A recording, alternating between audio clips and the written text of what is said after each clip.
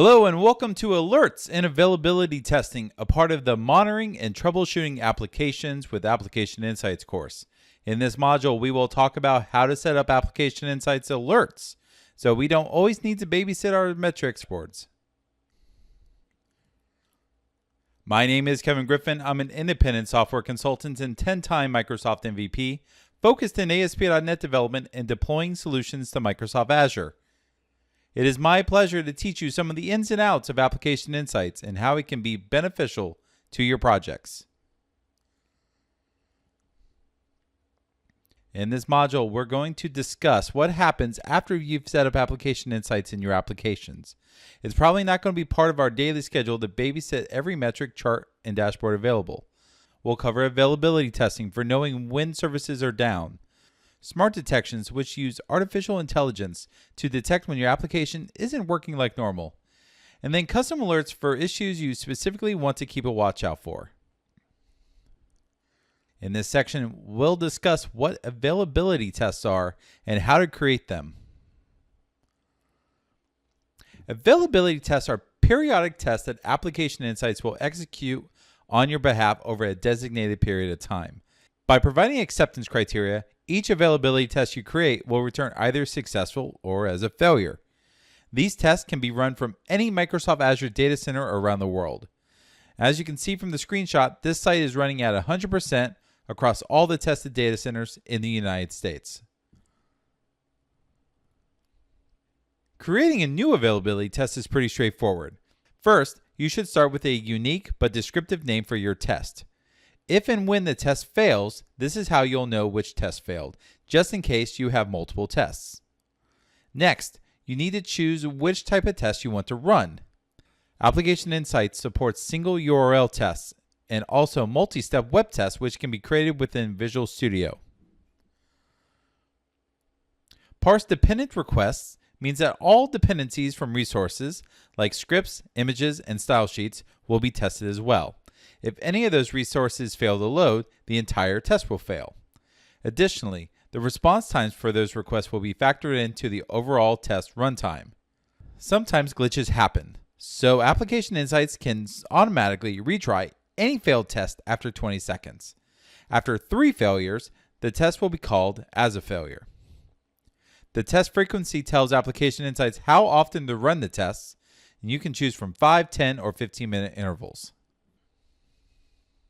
Under test locations, you can choose from any of the Azure regions to execute your tests. This is useful if you have users all around the world because you can be sure your application is available to everyone.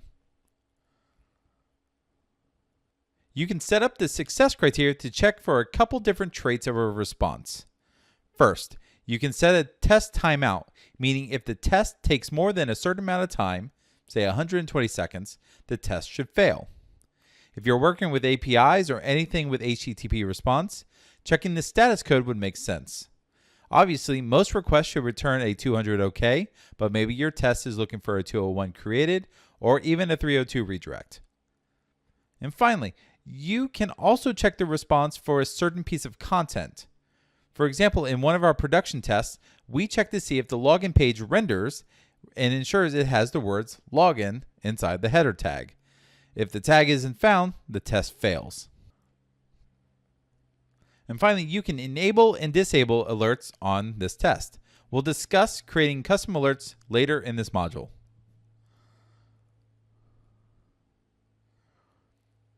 In this demo, we'll walk through the process of creating an availability test in Application Insights. We're back in the Azure portal, and to set up an availability test, we're going to start over in the left sidebar again, this time clicking on availability.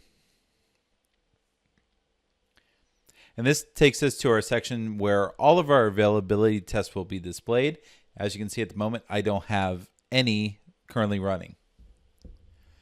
To create one, I'm going to go up to Add Test.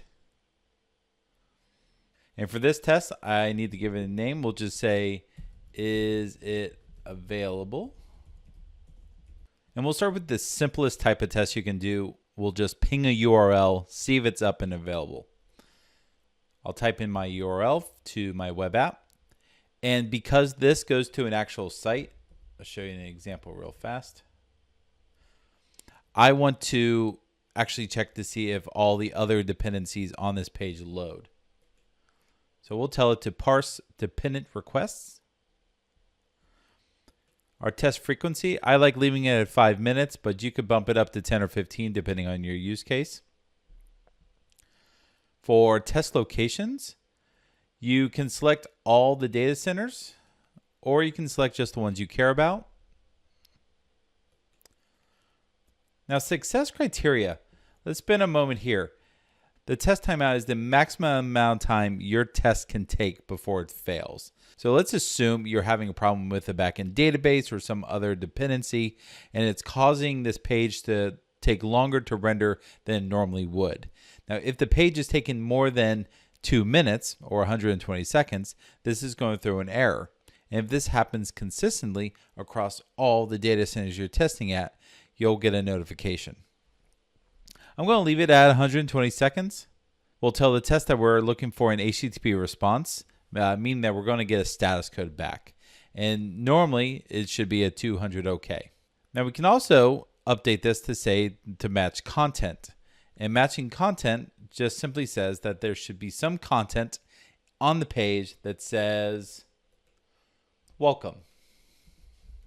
If we scroll down, we can enable or disable this particular alert. We'll leave it enabled and we'll hit create.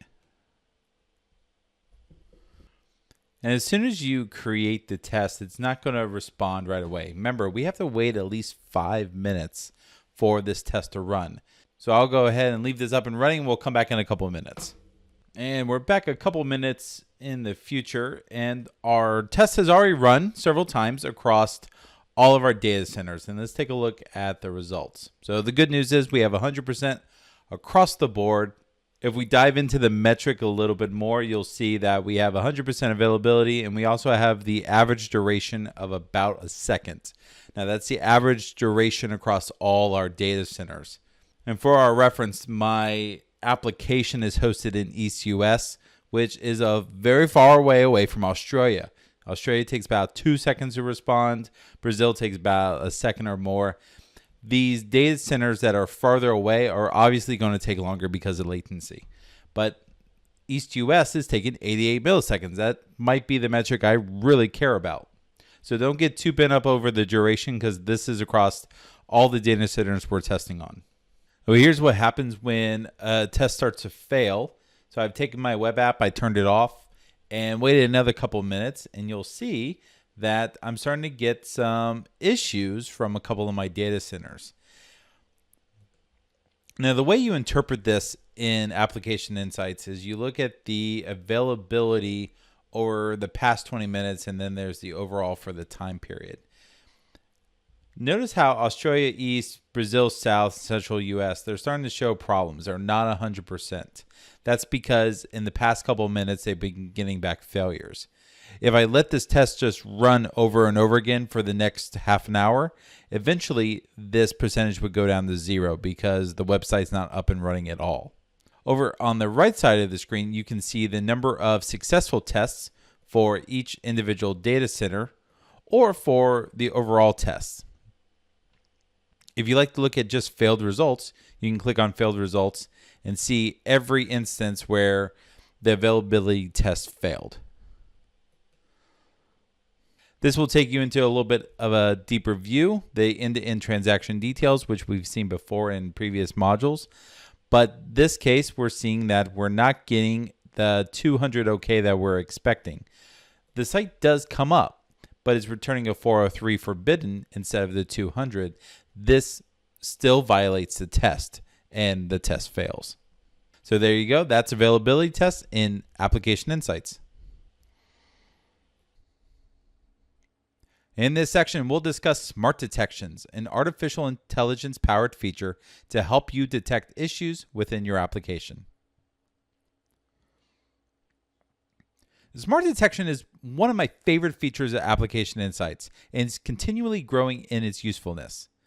As your application runs and sends telemetry to Application Insights, it will learn how your application acts over time. For example, The login page might take between 500 and 800 milliseconds to load on average, or a SQL request to update product information takes 1 to 2 seconds on average. Smart detection with these new learned behaviors will watch for deviations.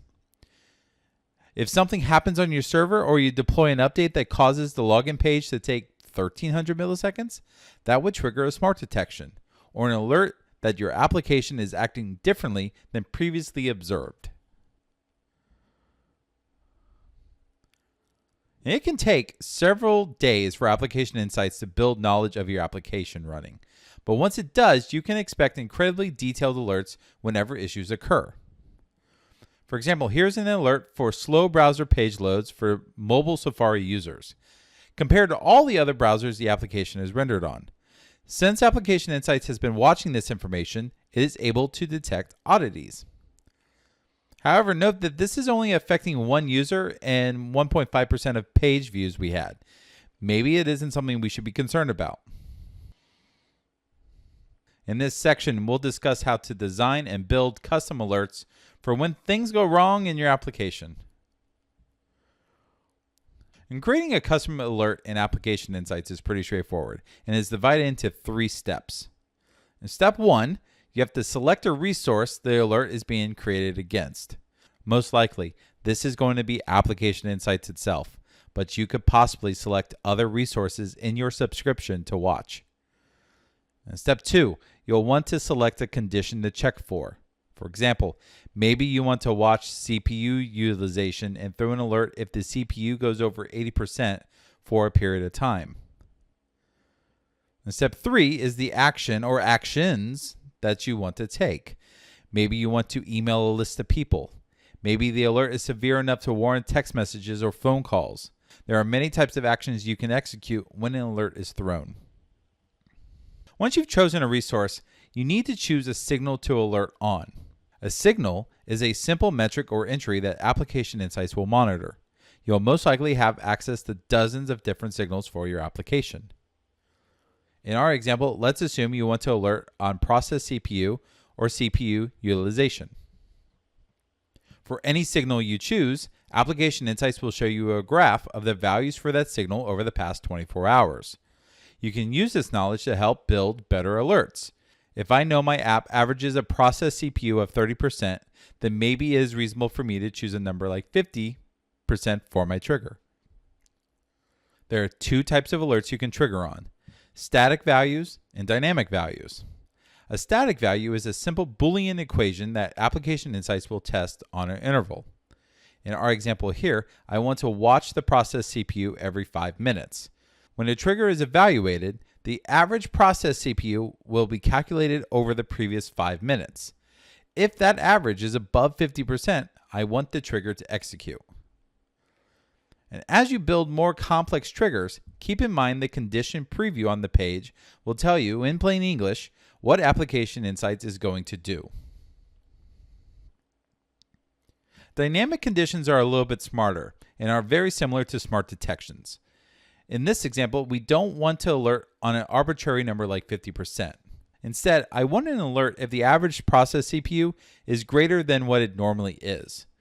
Threshold sensitivity will throttle how much of a difference needs to occur in order for an alert to fire. As with static alerts, the condition preview will give you in plain English what will happen. When an alert is triggered, you can execute one or multiple action groups. An action group is a collection of one or more actions that will occur when triggered. A couple of small pieces of information are necessary to create an action group.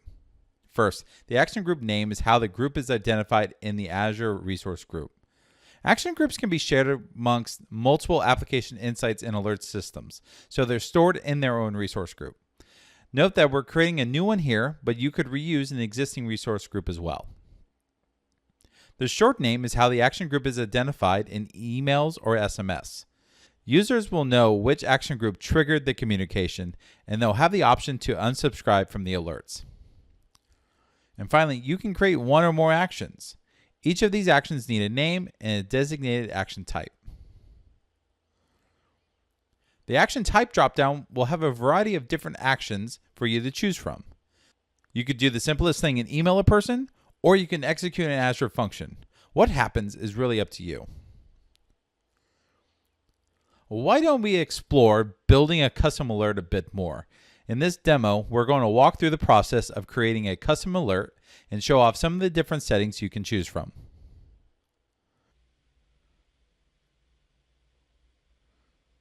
We are back in the Azure portal, and what we want to do today is set up an alert so we can find out when things are going wrong or a little bit wacky in our Azure application. To set this up, we're going to start again on the left sidebar, but this time we're going to go to Alerts. Now, I have no alerts set up for this application, so all good to go. There are no alerts, but we want to add one, and that's done by going to the very top of the toolbar, clicking New Alert Rule. And there's a couple steps to this process. First, alerts are not specific to application insights. They can be created for any resource across Microsoft Azure. The case that we're working on here is that we're creating alerts specifically against application insights data. My application insights instance has already been selected. I don't need to do anything there. So the two big steps we have to take are setting our conditions. So what happens that will trigger an alert? We'll do that by clicking Add. And we need to select the signal that we're going to trigger against. As you can see, there's a lot of data here. There's pages and pages and pages of different things that we can alert against. For me, I'm going to type in CPU in the search box, and we'll select Process CPU. Application Insights will show me the current average values of CPU. Notice I didn't have this application on to begin with, and I've been running it for the past 20-30 minutes. So I'm getting some value out of it, and it looks like my current rate is peaking around 20% or almost 20%. Now, most signals let you dive in a little bit deeper. For example, Process CPU lets you look at a particular cloud instance of your application. Now, I'm running 3 instances of this app, so it's showing me the 3 machines that it's currently running on. I don't need to dive this far down. I could take the average of the 3 machines together, or if I'm worried about one particular machine, I can set an alert on one particular machine. I'm not going to set the cloud role instance. We'll move on down to the logic. Do you want to check for a static threshold or a dynamic threshold? On a static threshold, we're simply saying if the number is higher than whatever I type in, then we want to throw the alert. So let's set one of those up right now. I want to set my alert for 25%. Anything higher than 25%, I want to throw an alert for. So we'll say greater than the average 25. Notice there's condition preview right below that will say in plain English what it is I'm testing against. That whenever the process CPU is greater than 25%, we're going to issue an alert. Now, how often are we going to check this? Well, we're going to check it every 1 minute or every hour, every 30 minutes.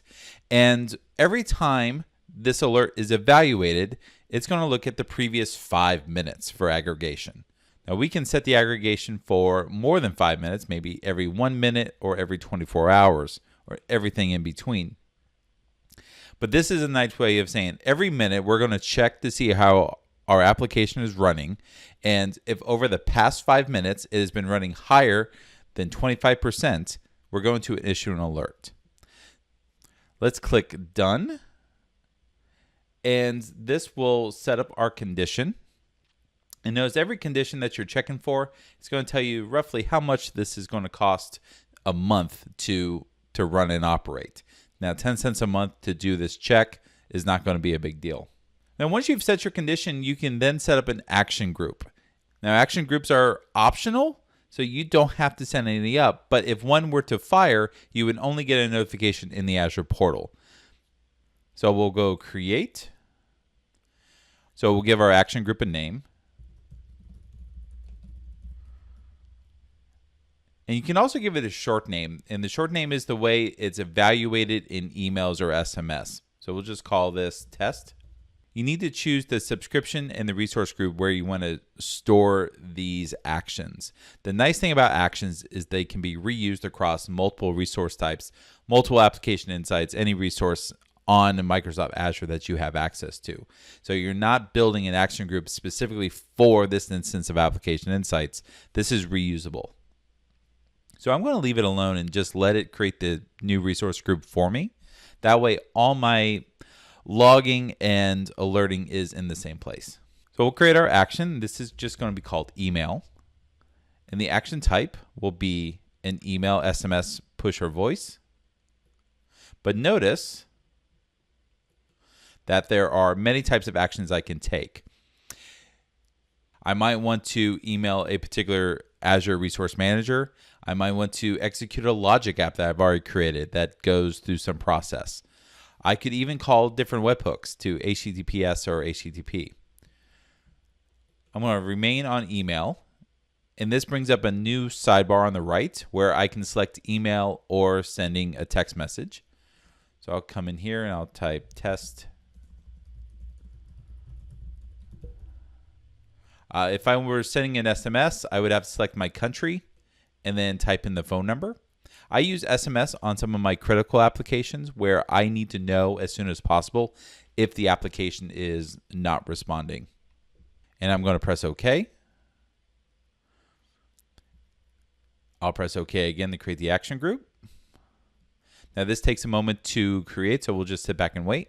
Now when the action group is done being created, it won't automatically add itself to your action group selected for your alert. So you need to go into Add, and you'll see our new action group is there. We'll select it, press Select.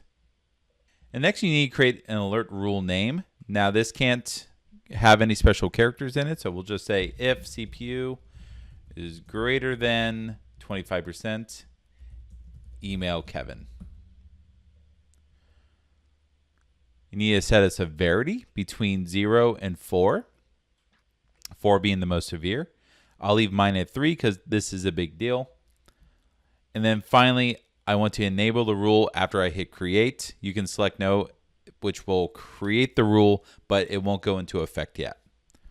Press create and we'll sit back and wait. And it takes a couple minutes for the alert to create. And fast forwarding a couple minutes, I've thrown a whole lot of traffic at this application, and that caused the CPU to spike over 50%. But in part of doing that, it threw our alert.